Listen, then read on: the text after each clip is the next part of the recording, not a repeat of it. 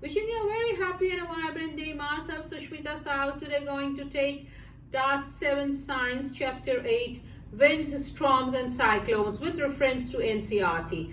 So, these names, winds, storms and cyclones, you might have heard of it and might have felt it also. As I always say that in science, you need to be very careful and you need to be very observant and rack your mind as well with the questions why, how, what.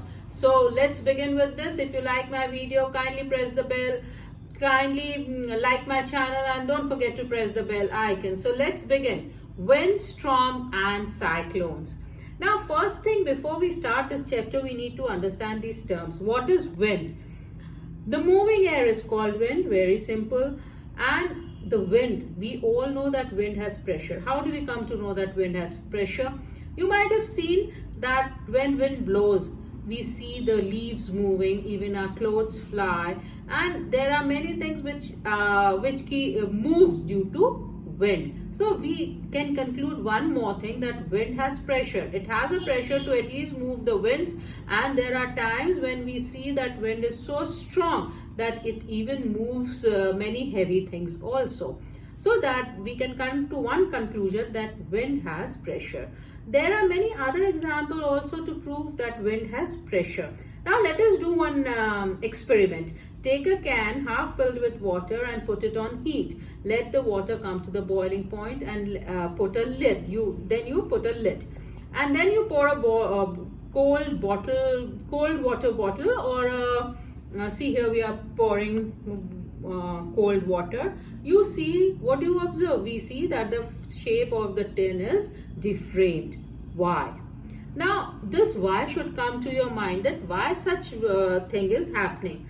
Because when we pour water over the can, some steam in the can, the steam is here in the can above the water, condenses into water, reducing the amount of air inside. The pressure of air inside the can decreases, and then the pressure exerted by the air from the outside. So the outside pressure is more, and it deforms the shape of the can. At the same time, you can do many other examples. This is a very interesting example. Crumble a small piece of paper into a ball of a small size. Then the mouth of an empty bottle. Hold the empty bottle on its side and place the paper ball just inside its mouth. Now try to blow it with a force. What happens? We are not able to blow it inside. Then the question comes, why? When we blow into the mouth of the bottle, the air near the mouth has higher speed. The air here, it has a higher speed. This decreases the pressure there. The pressure inside the bottle is higher than the near the mouth. The pressure inside this bottle is higher than near mouth, because here we have got the higher speed. As the speed is increasing, the pressure is lowering. The air pressure inside the bottle is higher than near the mouth. The air inside the bottle rushes out. So the air from here is coming out and you are trying to blow. That's why this ball will not go down. So this is one of the experiments. So is the next experiment when we blow balloons. And when we make this is very common in class. When we are children, we make the ripple, we fold the paper and we try to blow it. All this is that only. We are blowing it, the speed is increasing, pressure is decreasing, and the air is rushing. Where there is less pressure area, the air rushes to take that, to compensate the pressure. The shape of the balloon in hot and cold water. Here also you can see that the balloon tied over the neck of the boiling tube. Here you can see the different shape. Here immersed in hot water, you can see the different shape, and here in the ice cold water. So after doing so many of experiment, we conclude that increased wind speed is indeed accompanied by reduced air pressure. First thing.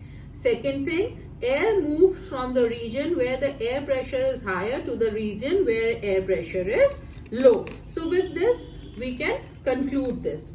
Now, a very interesting experiment here we do. We take two paper bags and put them. Air is obviously filled in these paper bags, and they are of same, we can put them on the balance and we see that they weigh the same. Now you heat one of the bag. We see that when we heat, the air pressure in this decreases and this becomes heavy. So we come to know another conclusion. The third conclusion is that the hot air rises up and it becomes lighter also.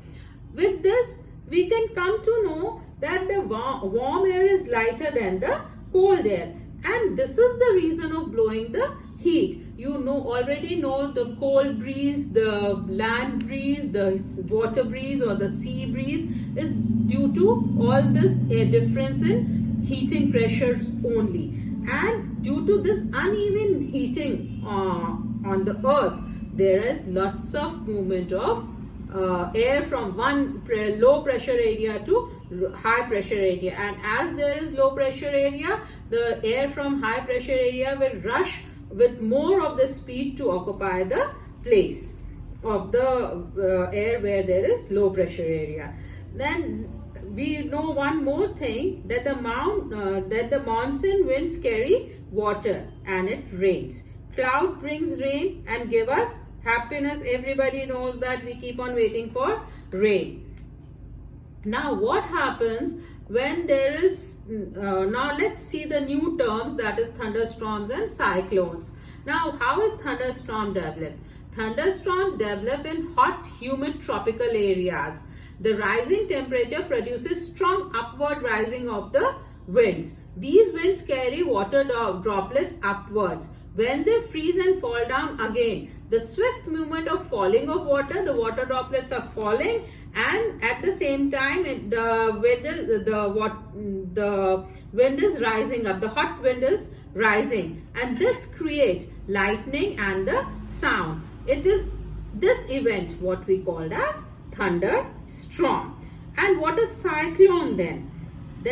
Before cloud formation, water takes up heat from the atmosphere to change into water vapor, and from the atmosphere to change into water vapor. When water vapor changes back to liquid from form as raindrops, this heat is released to the atmosphere. The heat released to the atmosphere warms the air around.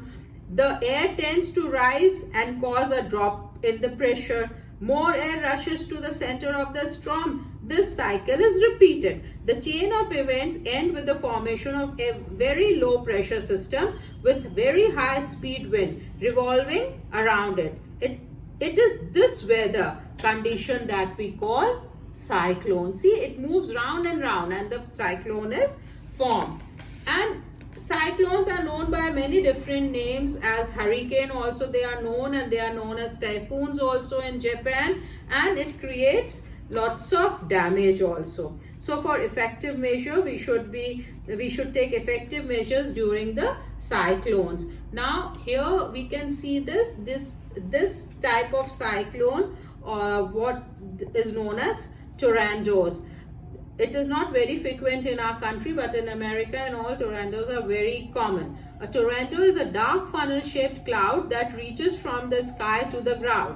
Most of the tornado are weak. A violent tornado can travel at the speed of about 300 km per hour. Tornadoes may form within a cyclone. The whole coastlines of India is vulnerable to cyclones, particularly in the east coast. The west coast of India is less vulnerable to the cyclones.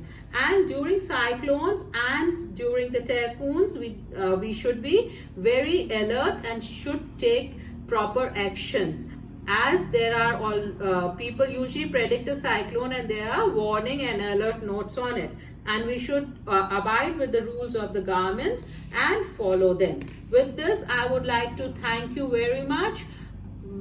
If you have any problem, you can just pen down in the comment box. Thank you.